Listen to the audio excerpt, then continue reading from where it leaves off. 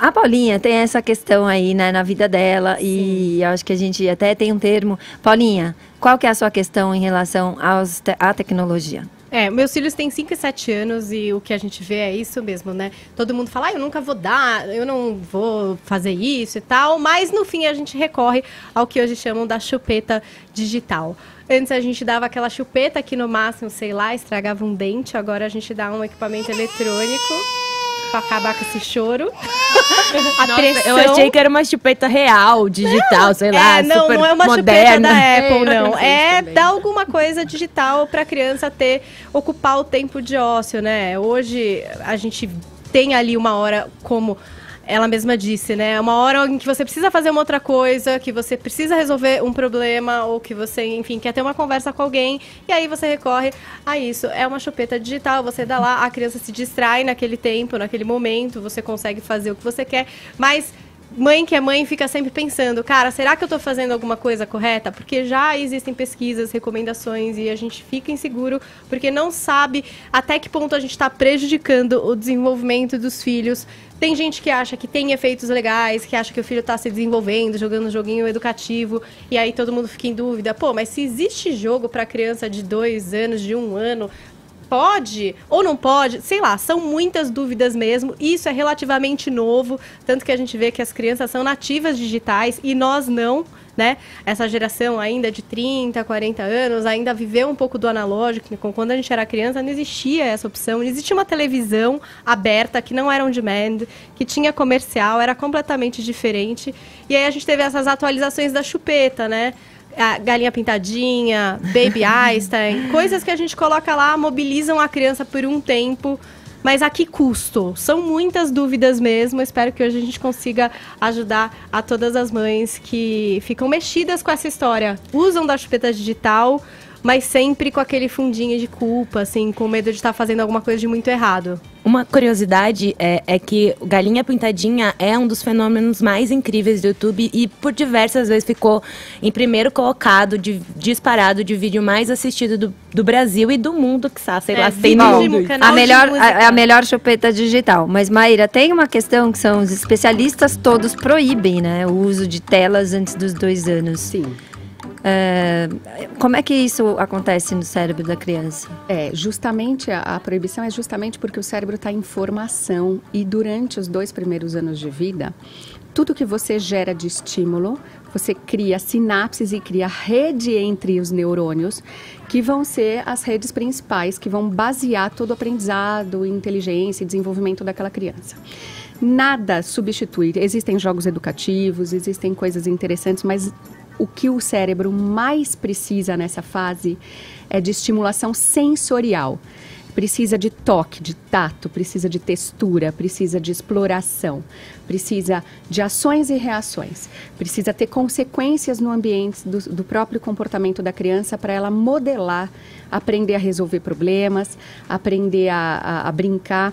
E o grande problema dos tablets e do celular é que as outras coisas acabam perdendo a graça. Nenhum brinquedo, você pega um bloco de madeira, né, blocos de brincar. A gente construía tanto em engenheiros, aqueles joguinhos... Encaixa, pinos, né? Aquilo é uma peça de madeira no máximo colorida, é tão sem graça perto de um vídeo que tem brilho, cor, pula, é feito para entreter, é feito para a criança não tirar o olho dali. Então, os brinquedos acabam não tendo graça, as pessoas acabam tendo pouca graça. Isso que eu ia falar, uma dificuldade em identificar, em empatia mesmo, estabelecer uma relação de olhar e interpretar qual é a reação que aquela pessoa está tendo, né? A criança acaba perdendo o interesse em fazer isso, porque é muito subjetivo quando uma pessoa fica chateada, feliz ou triste, numa reação do que a criança faz ou do que você faz, né? E aí a criança acaba meio perdendo interesse, até no relacionamento com outras crianças, não sei, Sim, é o que eu observo. Exato, até porque se ela não tem vivência, ela não tem repertório, ela não aprende a fazer. Então, a grande dificuldade que hoje as crianças têm é em empatia. Elas não têm ideia do que é o sentimento do outro. Tudo nas telas acontece de um jeito mágico. As brincadeiras, os personagens, então, eles caem, se machucam, ou às vezes até morrem, daqui a pouco ressuscitam, daqui a pouco tem outra chance, se machuca e passa alguma coisinha mágica e fica tudo bem. E isso vai causando uma confusão, as crianças vão formando essas ideias no cérebro e quando acontecem na vida real, elas são pouco sensíveis, né? Elas não têm experiência, não têm repertório para saber lidar com o sentimento e a dor dos outros. Isso tem sido um grande diferencial nas pessoas que conseguem desenvolver. Eu costumo falar que as pessoas que vão ter sucesso no futuro, nas grandes empresas, não são aquelas que se matam para estudar no vestibular, que fazem essas escolas dificílimas e que estudam o dia inteiro e que não conseguem nem ter tempo de sair ou de conviver com as pessoas. As pessoas que vão ser grandes empresários e grande sucesso no futuro é quem sabe se colocar no lugar do outro. Então, acho que essa é a maior experiência que a gente pode gerar para as crianças e é uma coisa muito séria que o eletrônico tira.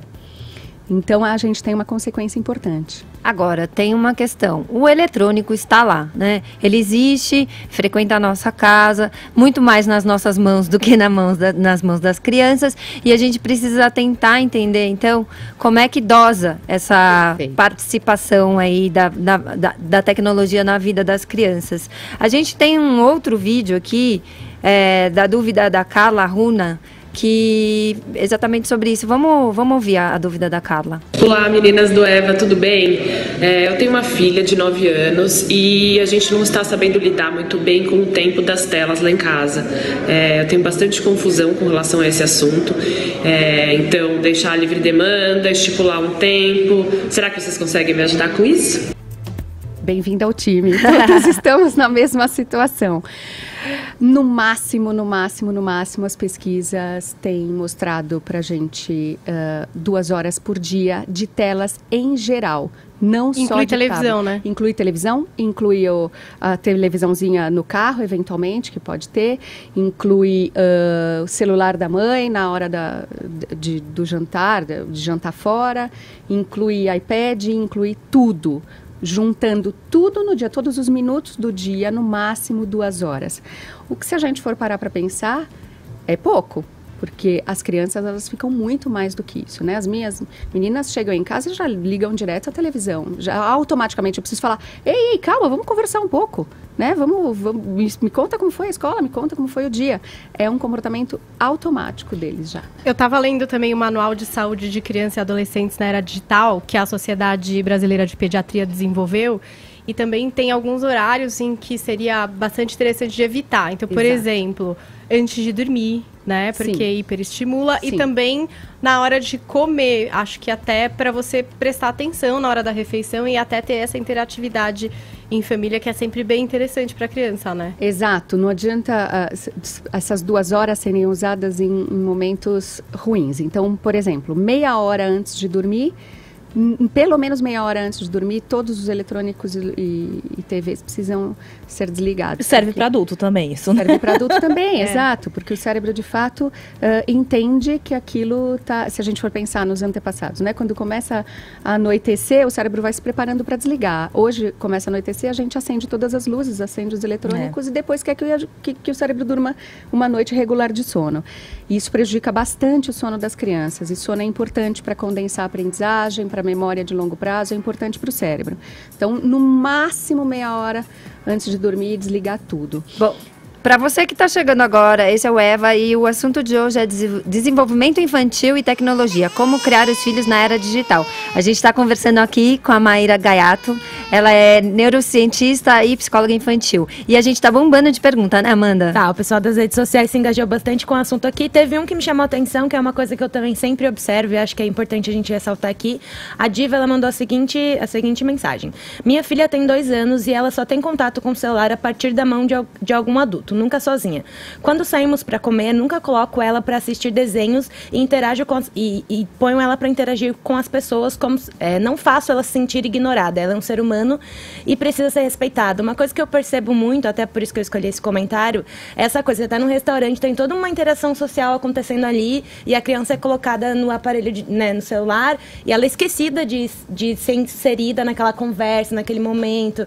Então, às vezes eu olho pra você e falo, cara, parece que aquela criança não pertence àquela família, ela não pertence àquele lugar, ela não deveria estar ali. Ou que ela é um incômodo, né? Exato. Assim, pensa na autoestima dessa criança, gente.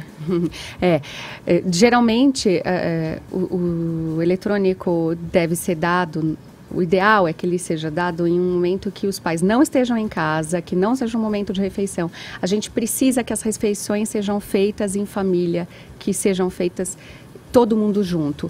E é justamente no horário à noite, quando os pais estão em casa, ou na hora da refeição, o horário que as crianças mais têm contato com eletrônicos, porque a gente acaba permitindo. Então, se for liberar, se for deixar, deixa antes desses momentos que a gente pode ter o convívio familiar. É importante que a criança sente à mesa, saiba as regras sociais, participe das conversas. Claro que em alguns momentos só tem adultos num restaurante, a criança está junto, a gente precisa que ela fique parada, ela já está entediada, já comeu, já não tem o que fazer, não tem um parquinho para ela brincar ali, não tem uma área de lazer para crianças, tudo bem, a gente deixa um pouquinho, deixa para esses momentos. Mas em casa é importante que as refeições sejam feitas em família e que o celular fique longe da mesa.